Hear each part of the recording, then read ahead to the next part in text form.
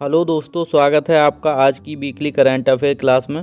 इस क्लास में हमने इस वीक के बहुत ही महत्वपूर्ण प्रश्नों को लिया है।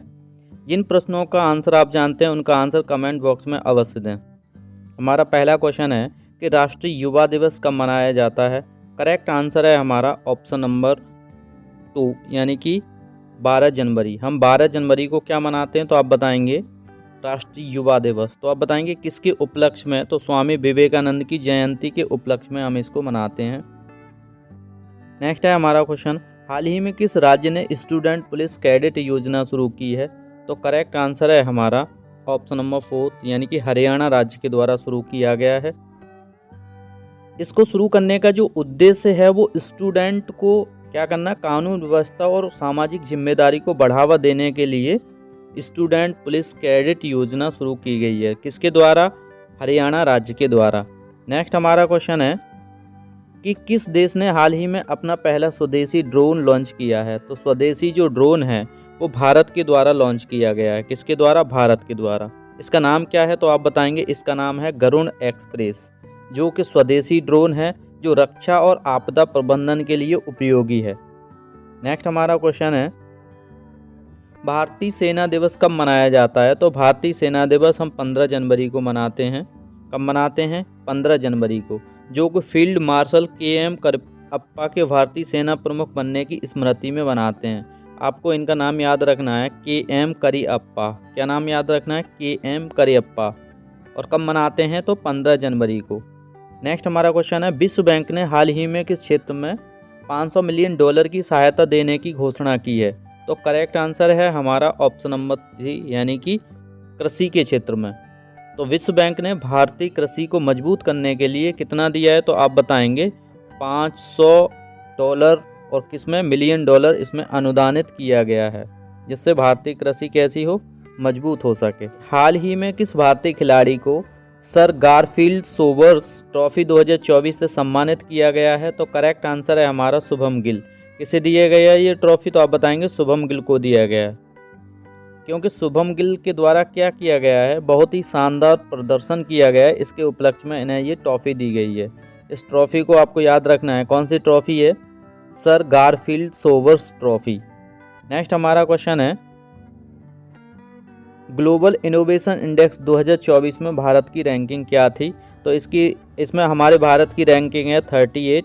नेक्स्ट हम क्वेश्चन देखते हैं हाल ही में अंतर्राष्ट्रीय शिक्षा दिवस की थीम क्या थी। तो अंतर्राष्ट्रीय शिक्षा दिवस की जो थीम है वो हमारी है गुणवत्तापूर्ण शिक्षा। क्या है आपको याद रखना है? गुणवत्तापूर्ण शिक्षा।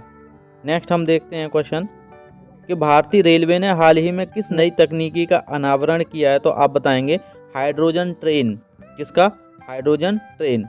हाइड्रोजन ट्रेन कैसी होगी? ये पर्यावरण के अनुकूल परिवहन को बढ़ावा देने के लिए पहली बार हाइड्रोजन ट्रेन का अनावरण किया गया है। तो हाइड्रोजन होता है वो ऑक्सीजन के साथ जब चलेगा तो बनाएगा क्या? H2O। इससे क्या नहीं होगा? प्रदूषण नहीं होगा, कार्बन मुक्त इसको कह सकते हैं। हाल ही में किसे भारत का पहला सोलर विलेज घोषित किया गया है। करेक्ट आंसर है हमारा मोढेरा गुजरात।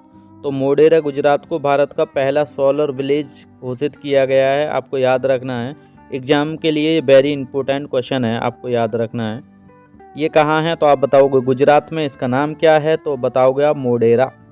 नेक्स्ट हमारा क्वेश्चन है कि हाल ही में किस अंतर्राष्ट्रीय एजेंसी ने लूनर मिशन 2025 की घोषणा की है। तो ये घोषणा हमारे इसरो के द्वारा की गई है। किसके द्वारा की गई है? इसरो के द्वारा। इसरो आप सभी जानते हैं भारतीय स्पेस एजेंसी है। नेक्स्ट हमारा क्वेश्चन है कि ग्लोबल सस्टेनेबिलिटी इंडेक्स 2024 में भारत की रैंकिंग क्या थी। तो आप बताओगे भारत की रैंकिंग कितनी है? 17। नेक्स्ट हमारा क्वेश्चन है किस राज्य ने हाल ही में हर घर जल मिशन के तहत 100% जल आपूर्ति लक्ष्य हासिल किया है। तो करेक्ट आंसर है हमारा ऑप्शन नंबर 2 यानी कि हिमाचल। किसके द्वारा? हिमाचल के द्वारा ये कार्य किया गया है।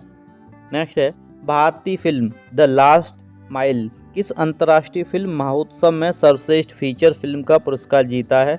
हमारा करेक्ट आंसर है इसमें सनडांस फिल्म फेस्टिवल में। कहाँ? सनडांस फिल्म फेस्टिवल में।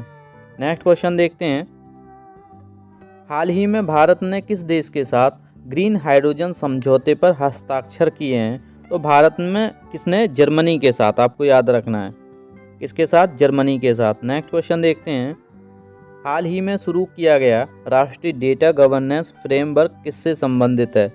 ऑप्शन नंबर ए यानी कि डेटा गोपनीयता, आपको याद रखना है किससे, डेटा गोपनीयता से ये क्या है, संबंधित है। नेक्स्ट हमारा क्वेश्चन है, किस राज्य ने हाल ही में स्टार्टअप वेंचर कैपिटल योजना शुरू की है। आपको याद रखना है कौन सा है, स्टार्टअप वेंचर कैपिटल योजना, इंपॉर्टेंट है। स्टार्टअप वेंचर कैपिटल जो योजना है वो कर्नाटक के द्वारा शुरू की गई है। इसके द्वारा, कर्नाटक राज्य के द्वारा इसको शुरू किया गया है। ये स्टार्टअप इकोसिस्टम को बढ़ावा देने के लिए है। किसको, इकोसिस्टम, बहुत ही इंपॉर्टेंट है।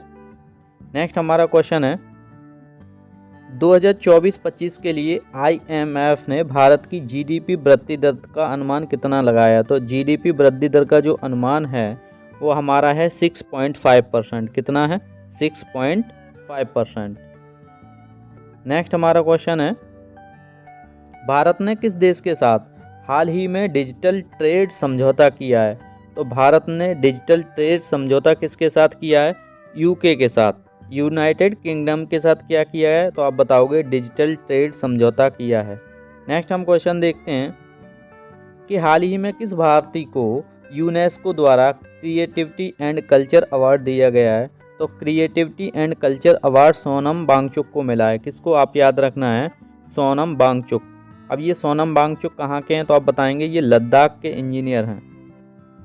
नेक्स्ट हमारा क्वेश्चन है, किस भारतीय एयरलाइंस ने हाल ही में नेट जीरो मिशन लक्ष्य घोषणा की है। नेट जीरो जो मिशन है इसकी घोषणा किसके द्वारा, तो आप बताएंगे इंडिगो के द्वारा। किसके द्वारा, इंडिगो। लेकिन ये कब तक करेगा, तो आप बताओगे 2050 तक इसे क्या करना है, कंप्लीट करना है, इस लक्ष्य को हासिल करना है। नेक्स्ट क्वेश्चन है, भारत और किस देश ने हाल ही में हाईटेक डिफेंस टेक्नोलॉजी पर समझौता किया है या साझेदारी की है। तो करेक्ट आंसर है हमारा इजराइल। भारत ने किसके साथ ये समझौता किया है या साझेदारी, तो आप बताएंगे इजराइल के साथ। हाल ही में किस भारतीय बंदरगाह को विश्व का ग्रीन पोर्ट घोषित किया गया है। वेरी इंपॉर्टेंट है, विश्व का ग्रीन पोर्ट किसको, पारादीप पोर्ट। किसको, पारादीप पोर्ट। आपको बताना है ये पारादीप पोर्ट कहाँ है। नेक्स्ट हमारा क्वेश्चन है, किस देश ने हाल ही में ओपेक प्लस संगठन से बाहर होने की घोषणा की है। तो ओपेक प्लस संगठन से बाहर होने की जो घोषणा है वो नाइजीरिया के द्वारा की गई है। किसको, नाइजीरिया। तो ओपेक प्लस संगठन क्या है, कमेंट बॉक्स में आपको बताना है, और ये किन देशों का संगठन है।